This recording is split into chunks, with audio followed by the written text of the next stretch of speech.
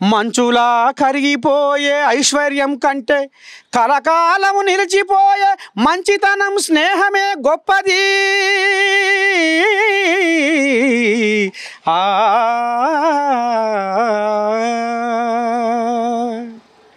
కష్టపడే గుణము జీవితంలో ఎప్పుడు నిన్ను కింద పడిపోనివ్వదు. మౌనంగా ఉంటున్నాను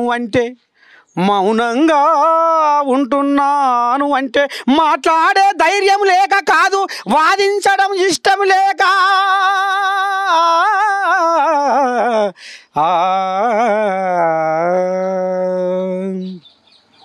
ఎదుటివాడు మంచివాడో చెడ్డవాడో అని వేలు పెట్టి చూపించే హక్కు ఎవరికి లేదు.